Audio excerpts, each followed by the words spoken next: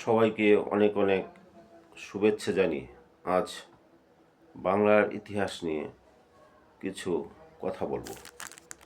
বাংলার ইতিহাস শুরু থেকেই ছিল নদীকেন্দ্রিক। এই ভূখণ্ডে পাহাড়ে ঘেরা কোনো শক্ত পাথরের এলাকা ছিল না, এটা ছিল বদ্বীপ। নদী এসে পলিমাটি ফেলে এটাকে বানিয়েছে।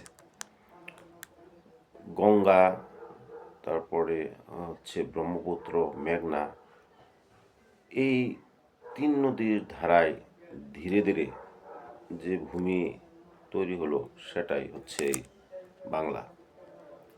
এই ভৌগোলিক বাস্তবতা বাংলার রাজধানী, রাজনীতি, যুদ্ধ, এমনকি স্থাপত্য নির্ধারণ করেছে। তাই বাংলার ইতিহাস বুঝতে হলে রাজা বা সাল দিয়ে নয়, আসলে ওটা ইতিহাস বোঝার জন্য নদী দিয়ে শুরু করতে হয়। প্রাচীন যুগে যখন পুণ্ড্রবর্ধন বা পুণ্ড্রনগর রাজধানী ছিল, আজকে যেটা মহাস্থানগড় বগুড়ায়, তখন উত্তর বাংলার নদীপথই ছিল শক্তির উৎস। পরে গুপ্ত এবং পাল যুগে শাসন বিস্তৃত হলেও রাজধানী স্থায়ী হয়নি এটা। কারণ নদীর গতিপথ বদলালেও নগরেরও গুরুত্ব তখন হারিয়ে যেত। নদীর গতিপথের সাথে তখন নগরগুলো গড়ে উঠত। এই কারণেই বাংলায় দিল্লি বা আগ্রার মতো 1000 বছর ধরে টিকে থাকা রাজধানী হয়নি। বাংলা ছিল চলমান, বা বলা চলে চলমান রাজধানী। নদীর গতিপথের মতো এটা রাজধানীটা বিভিন্ন অবস্থায় পরিবর্তিত হয়েছে। মুসলিম শাসন আসার পর এই চলমান চরিত্র আরও স্পষ্ট হয়। গৌড়, পণ্ডুরা, সোনারগাঁও একই সময়ে কখনো একাধিক রাজধানী কখনো দেখা যায় না। এর মধ্যে সোনারগাঁও ছিল সবচেয়ে আলাদা। এটি শুধু প্রশাসনিক রাজধানী ছিল না, ছিল বাণিজ্যিক ও সাংস্কৃতিক কেন্দ্র। মেঘনা, শীতলক্ষ্যা যে মাঝখানে অবস্থিত, এটা ছিল সোনারগাঁও। এই সোনারগাঁও নদীপথ দিয়ে সহজে পৌঁছানো যেত। এখানেই তৈরি হতো বিখ্যাত মসলিন, যা আরব, পারস্য, চীন, পরে পর্তুগিজ ব্যবসায়ী এখানে আসতো।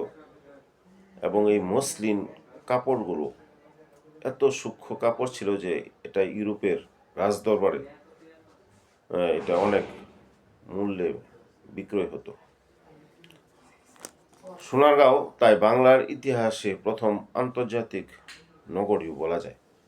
কিন্তু নদীর সুবিধা যেমন বাণিজ্যে এনেছে, তেমনি বিপদ এনেছে। দক্ষিণ দিক দিয়ে মগ জলদস্যু আর পর্তুগিজ জলদস্যুরা নদীপথে আক্রমণ করত হঠাৎ। এখান থেকে বাংলার ইতিহাসে কেল্লা নামের বিষয়টা খুব গুরুত্বপূর্ণ হয়ে ওঠে। বাংলার কেল্লা ইউরোপের পাহাড়ি দুর্গের মতো এটা ছিল না। এগুলি ছিল নদীর তীরে বানানো শক্ত দেয়ালের ঘেরা সামরিক ও প্রশাসনিক স্থাপনা। কেল্লার কাজ ছিল নদীপথ নিয়ন্ত্রণ করা, আক্রমণ ঠেকানো, অস্ত্র এবং সৈন্য রাখা কেল্লার ভিতরে এই কাজগুলো ছিল। মুঘল আমলে কেল্লা নির্মাণ সবচেয়ে বেশি হয়েছিল, বা সবচেয়ে বেশি এই সময় কেল্লা নির্মাণ হয়। ঢাকা রাজধানী হওয়ার পর 1610 সালে চারপাশে একের পর এক তখন কেল্লা বানানো হতো। হাজীগঞ্জ, তারপরে সোনাকান্দা, ইদ্রাকপুর, লালবাগ, এইসব কেল্লা এখন ওই সময় বানানো হয়। এগুলো কোনো একটাকে আলাদা করে দেখলে ভুল হবে। আসলে এগুলি ছিল একটি প্রতিরক্ষা নেটওয়ার্ক। লালবাগ কেল্লা শুধু রাজকীয় বাসভবন না, এটা ছিল ঢাকার রাজনৈতিক ক্ষমতার একটা প্রতীক। যদিও এটি অসম্পূর্ণ, তবুও এটি দেখলে বোঝা যায় মুঘলরা বাংলাকে কতটা গুরুত্বপূর্ণ মনে করত।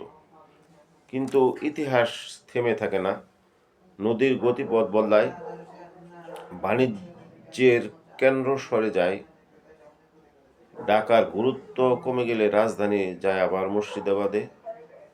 নবাবী আমলে মুর্শিদাবাদ ছিল প্রশাসনিক এবং অর্থনৈতিক কেন্দ্র, আর এখান থেকেই বাংলার জমিদারি ব্যবস্থাকে শক্ত হাতে নিয়ন্ত্রণ করা হতো তখন।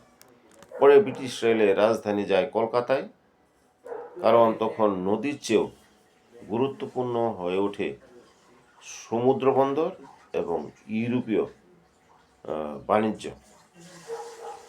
এই পুরো সময় জুড়ে সোনারগাঁও ধীরে ধীরে হারিয়ে যায়, কেল্লাগুলো সামরিক গুরুত্ব হারায় তখন, কিন্তু তারা ইতিহাসের চিহ্ন হিসাবে আজও রয়ে গেছে বা আছে ইতিহাসে। বাংলার ইতিহাস তাই কোনো সোজা এরকম নয়, এটা নদীর মতো বাঁক নেয়, ভাঙে আবার গড়ে, এরকম। কখনো রাজধানী, কখনো এটা বন্দর, কখনো কেল্লা, সব মিলিয়ে বাংলা শাসন ব্যবস্থা গড়ে উঠেছে পরিস্থিতি বিবেচনায় বা পরিস্থিতির চাপে, পরিকল্পনার চেয়ে এটা বাস্তবতার কারণে। সবশেষে আধুনিক বাংলাদেশের রাজধানী আবার ঢাকায় ফিরে এসেছে, কিন্তু এই ঢাকা শুধু একটি শহর নয়, এর ভিতরে লুকিয়ে আছে সোনারগাঁওয়ের বাণিজ্যিক স্মৃতি, মুঘল কেল্লার সামরিক বুদ্ধিদীপ্ত কৌশল, নবাবী আমলের প্রশাসনিক ধারা এবং ব্রিটিশ নগর পরিকল্পনার ছাপ এই ঢাকায় আমরা দেখতে পাই। বাংলার ইতিহাস সম্পর্কে আজ এ পর্যন্তই।